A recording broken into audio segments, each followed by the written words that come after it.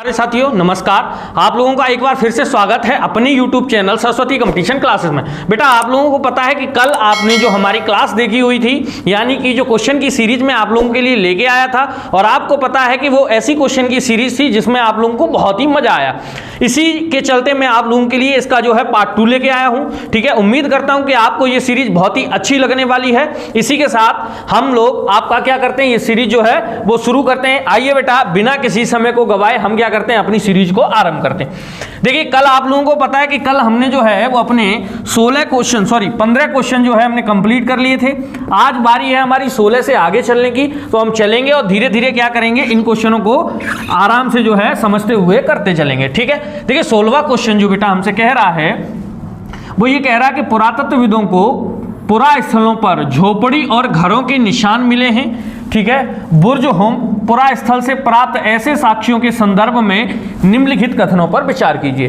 क्या क्वेश्चन है बेटा, पुरातत्वविद जो हैं इनको बुर्ज होम से क्या मिला है, तो आपके जो है वो झोपड़ी, देखिए इस चीज को आप याद रखिए, आपसे जो है वो यहां से मिले अवशेषों को भी पूछ सकता है, इसलिए हम ऐसे क्वेश्चन आपके लिए लेके आए।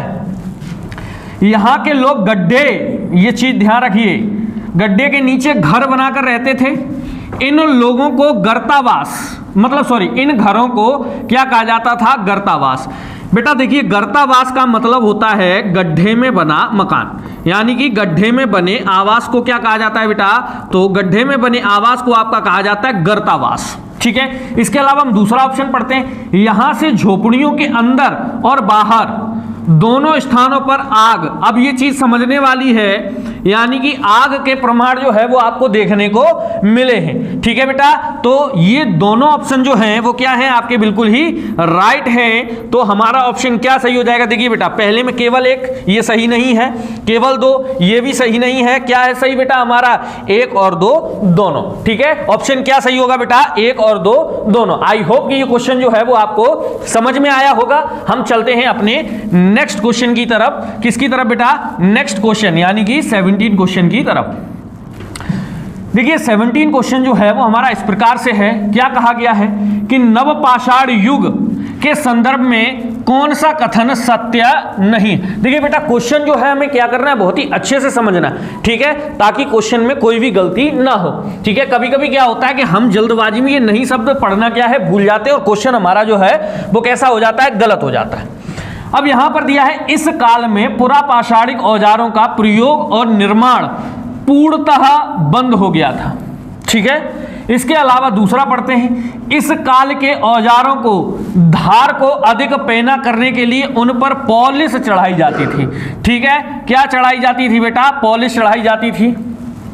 तीसरा ऑप्शन पढ़ते हैं, इस युग में वनस्पतियों व अन्य चीजों को पीसने, ये देखिए नया चीज आपको मिला है पीसने के लिए, ओखली और मूसल। आप लोगों ने नाम सुना होगा बेटा खरल मूसल का, तो खरल मूसल के प्रमाण आपको कहां से देखने को मिलते हैं बेटा, तो ये आपको नवपाषाण से देखने को मिलते हैं। इसके अलावा हम आगे पढ़ते हैं, तो इस युग में मिट्टी के बर्तनों का प्रयोग या अलंकरण आरंभ हो गया था।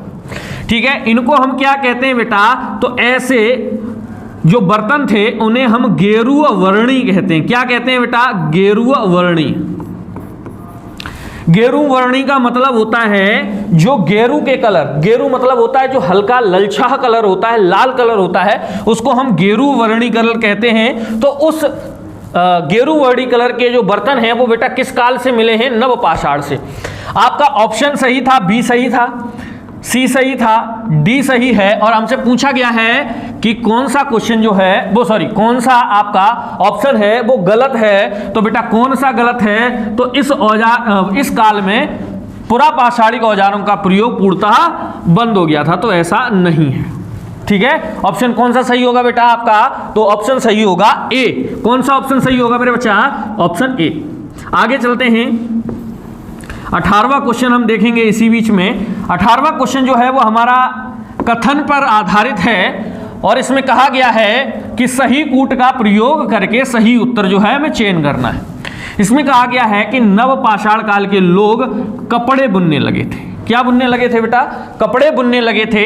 इसके अलावा आर मतलब होता है इसकी व्याख्या, वो कथन है और ये क्या है, व्याख्या या कारण है। तो यहां पर कारण दे रखा है, नव पाषाण काल के लोग क्या करते थे, कपास को उपजाते थे।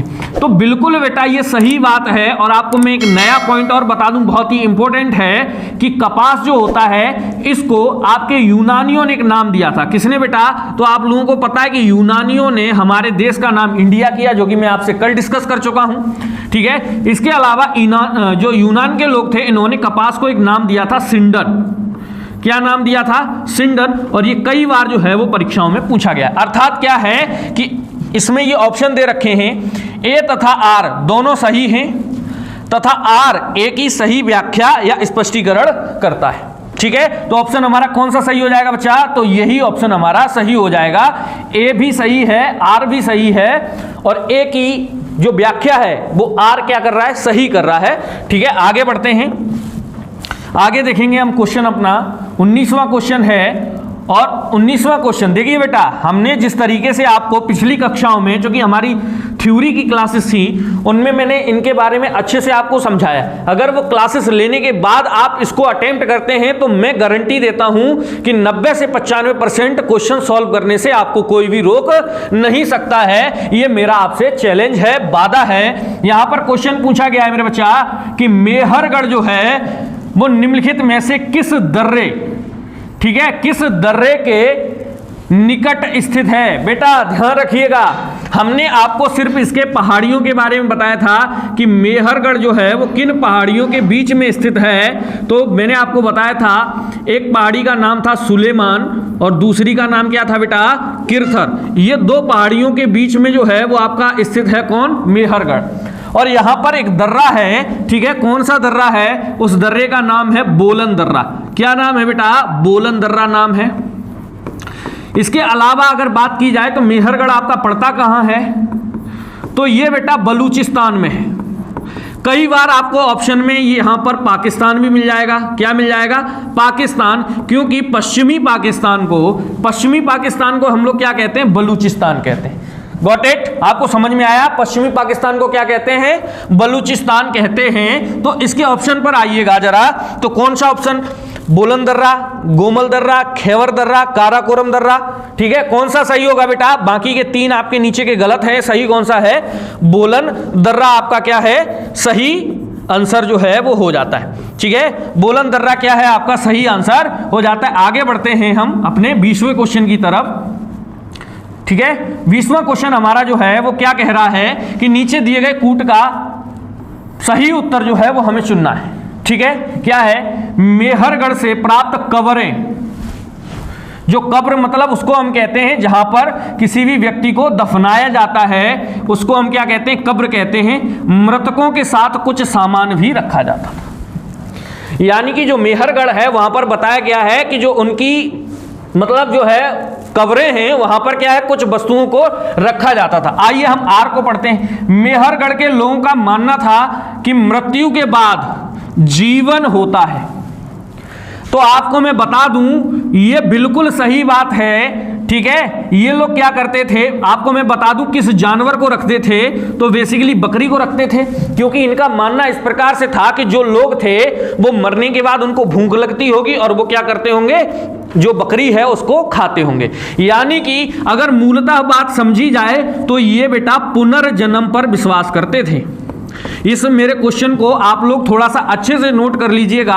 क्वेश्चन आपसे घुमा के यह भी पूछा जा सकता है कि मेहरगढ़ के लोग क्या पुनर्जन्म पर विश्वास करते थे, तो जी हां, क्योंकि वो जब ये मानते थे कि ये लोगों को भूख लगेगी तो वो ये भी मानते थे कि क्या है, यहां पर पुनर्जन्म होगा।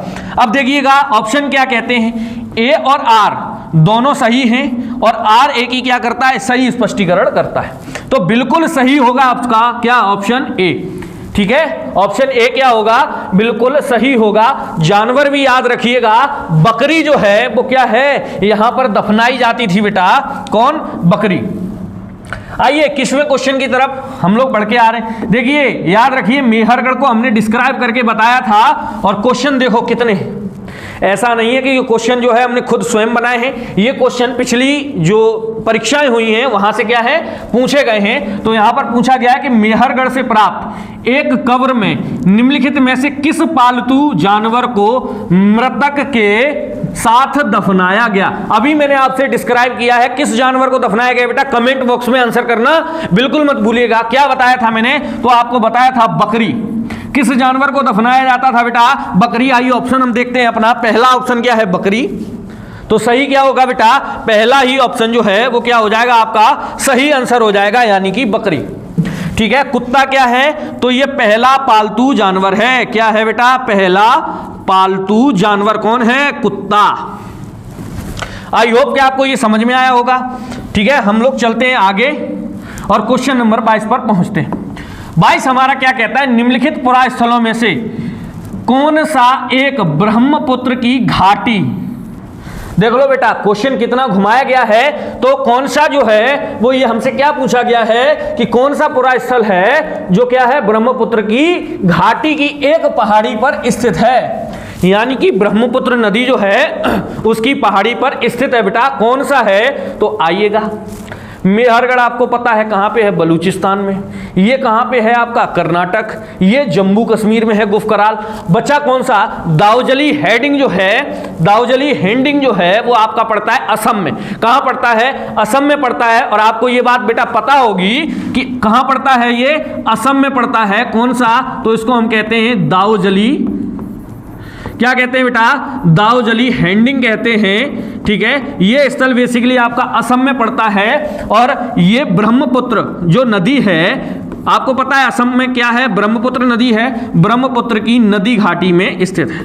कहां पर है, ब्रह्मपुत्र की नदी घाटी में। कौन सा स्थल है बेटा, तो याद रखिएगा दाउजली हेडिंग जो है वो कहां पर है आपका, तो ये स्थित है असम में। आगे बढ़ते हैं हम। नेक्स्ट क्वेश्चन जो हमारा 23 है वो इस तरीके से है। यहां पर पूछा गया है चताल हुक जो है, चताल हुक जो है पुरा स्थल निम्न कथनों पर विचार करना है हमें। ठीक है, तो यहां पर पहला ऑप्शन हमें दे रखा है, क्या दे रखा है, नवपाषाण युग में सबसे प्रसिद्ध पुरा स्थलों में से एक चताल युग तुर्की में है। बिल्कुल सही बात है बेटा, जो चताल युग है ये कहां पर है, तो ये तुर्की में है। कहां पर है, तुर्क में है। दूसरा ऑप्शन पढ़ते हैं, यहां दूर दराज से कई चीजें उपयोग के लिए लाई जाती थी। जैसे आपको पता होगा सीरिया से लाया गया चकमक पत्थर। आपको याद होगा, अगर जिसने मेरी थ्योरी की क्लास ली होगी उसको हमने बताया था चकमक उद्योग के बारे में। किसके बारे में बेटा, चकमक उद्योग के बारे में। ठीक है, तो याद करिएगा चकमक उद्योग। और अब ध्यान रखिएगा कि चकमक उद्योग के लिए जो पत्थर आता था बेसिकली वो कहां से आता था, सीरिया से लाया जाता था। इसमें पूछा गया उपरोक्त कथनों में से सही कौन सा है, तो बेटा आपका 1 और 2 क्या है, दोनों सही है। ऑप्शन देखिएगा, केवल 1, केवल 2। ठीक है, ये दोनों क्या हो चुके हैं, गलत हो चुके हैं। ऑप्शन सी ही आपका बिल्कुल सही है, 1 और 2 दोनों। ठीक है बेटा, गॉट इट, आपको समझ में आया। ठीक है, इसके अलावा हम अपने अगले क्वेश्चन पर चलेंगे। ठीक है, अगला क्वेश्चन हमारा 24वां क्वेश्चन है। इसको हम जरा देखते हैं 24वां क्वेश्चन क्या है। तो देखिए, निम्नलिखित पुरा स्थलों में चौकोर और आयताकार, कुछ याद आया तुम लोगों को, या फिर बस जो है सिर्फ वीडियो को देखना है और कुछ नहीं करना है। वीडियो भी देखिए और समझिए भी। मैंने आपको एक जगह बताई थी मेहरगढ़, याद करिए और वो क्लास जरूर देखिएगा। मेहरगढ़ से हमने बताया था आपको कि हमें चौकोर और आयताकार आवास के प्रमाण मिले। क्या मिला है, आवास यानी कि घर मिला है। ठीक है, तो ऑप्शन देखिएगा मेहरगढ़। ठीक है, पहला ही ऑप्शन क्या हो जाएगा बेटा, आपका सही आंसर हो जाएगा। ठीक है, कौन सा सही होगा, पहला ही ऑप्शन आपका बिल्कुल सही हो जाएगा। हम चलते हैं अपने नेक्स्ट क्वेश्चन यानी कि 25वें क्वेश्चन की तरफ। इसके अलावा 25वां क्वेश्चन क्या है, भारतीय उपमहाद्वीप में कई आरंभिक नगर खोजे गए, सबसे पहले खोजा गया निम्नलिखित में से कौन सा है। देखिएगा ऑप्शन, और आप इस क्वेश्चन का आंसर जो है मैं कमेंट बॉक्स में जरूर दीजिएगा। मैं इसका क्वेश्चन का आंसर आपको अगली क्लास में बताऊंगा, ठीक है। इसका आंसर आपको क्या करना है बेटा, जितने भी लोग मेरी इस क्लास को देख रहे हैं, प्लीज इस क्लास में इस क्वेश्चन का आंसर जो है आप हमें कमेंट बॉक्स में बताएंगे कि पहला खोजा गया स्थल कौन सा था, ठीक है, वो भी क्या, आरंभिक नगर होना चाहिए।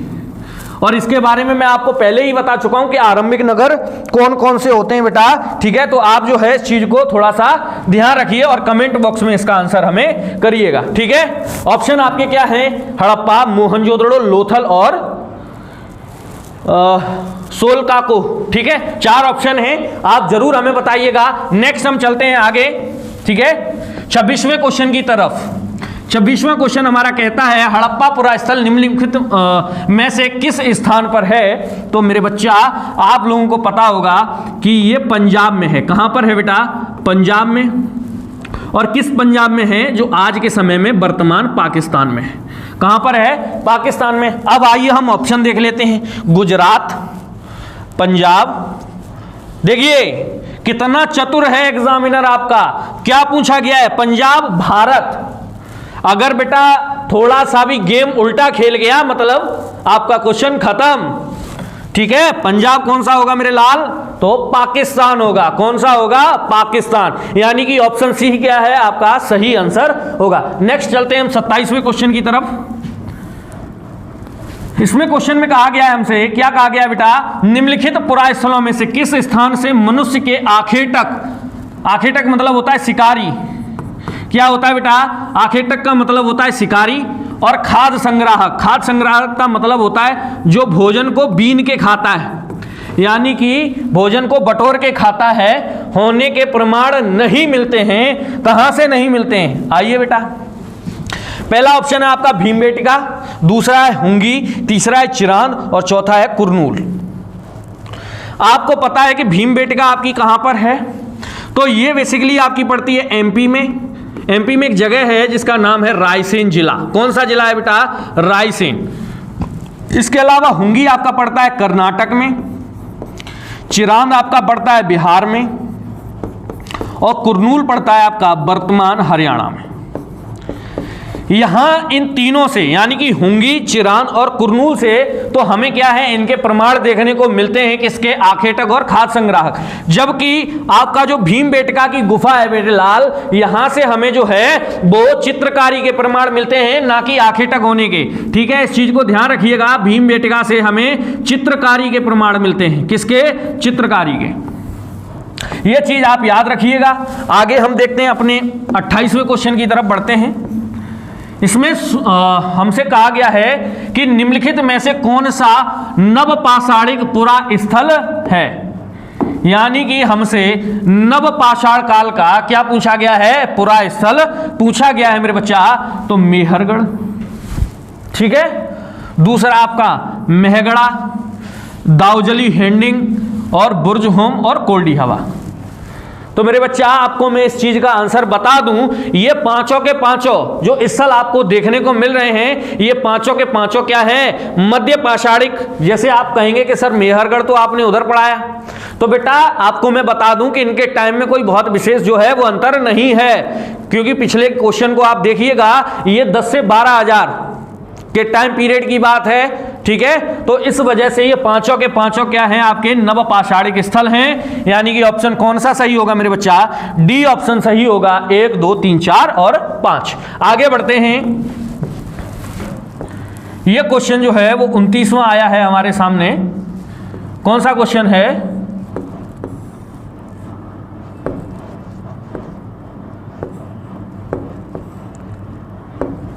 उनतीसवां क्वेश्चन इस प्रकार से है मेरे बच्चा, देखिएगा थोड़ा सा, ठीक है। 29वां क्वेश्चन क्या है मेरे सामने, इस प्रकार से है, पुरापाषाणिक यानी कि पुरापाषाण कालीन पाषाण औजार के कथनों पर विचार करिएगा। यानी कि पुरापाषाण में प्रयोग होने वाला जो पत्थर है उसके कथनों पर विचार करने को हमसे कह रहा है। और ऑप्शन ए क्या है हमारा, पत्थर के इन औजारों के बनाए जाने का स्थान उद्योग स्थल कहलाया, ठीक है। क्या कहलाता था, उद्योग स्थल। बिल्कुल सही बात है मेरे बच्चा, क्या कहलाता था, उद्योग स्थल कहलाता था आपके, जहां पर पत्थरों का निर्माण होता था। यानी कि औजार बनते थे। दूसरा पढ़ते हैं हम, इन पत्थरों के औजारों के निर्माण में प्रयोग की जाने वाली तकनीकी को दबाव सल्क कहा जाता था। ठीक है, क्या कहा जाता था? दबाव सल्क तकनीकी कहा जाता था। और हमसे पूछा है कौन से सही हैं, तो दोनों ही क्या है मेरे बच्चा, दोनों के दोनों ऑप्शन आपके सही हैं, यानी कि सी ऑप्शन आपका सही होगा, 1 और 2 दोनों। आगे बढ़ते हैं हम। ठीक है, आज का हमारा ये अंतिम क्वेश्चन है। देखिए इस सीरीज का ये अंतिम क्वेश्चन है और क्या कह रहा है हमसे, जरा देखिएगा। तो ये हमसे कुछ इस प्रकार से बात कर रहा है कि गंगा नदी के दक्षिण में इसकी सहायक नदी सोन, क्वेश्चन समझिएगा, गंगा नदी के दक्षिण में इसकी सहायक नदी पड़ती है सोन, ठीक है, के आसपास का क्षेत्र किस नाम से जाना जाता था, किस प्राचीन नाम से? मेरे बच्चा पहली बात तो आपको मैं ये बता दूं कि सोन जो पड़ता है वो आपका बिहार में पड़ता है, ठीक है। और उस समय बिहार में एक फेमस राज्य था जिसका नाम था मेरे लाल मगध, और ये 3 ओर से जल धाराओं से घिरा था, ठीक है, 3 ओर की जल धाराओं से क्या था, घिरा था। इसलिए सबसे सुरक्षित उस समय का क्या था, राजधानी थी उस समय की। कौन कौन सी नदियां थी, तो सोन, गंगा, ठीक है, और गंडक, और कौन सी थी, गंडक। इन 3 नदियों के बीच में स्थल कौन सा आपका था, मगध, ठीक है। आई होप कि इस क्लास में आपको बहुत मजा आया होगा। अगर ये क्वेश्चन आपको बहुत ही अच्छे लग रहे हैं तो प्लीज जो है इस सेशन को लाइक कीजिएगा और कमेंट कीजिएगा, ठीक है। मिलते हैं हम आपको जल्द एक नई क्लास में, ठीक है। तब तक के लिए जय हिंद दोस्तों।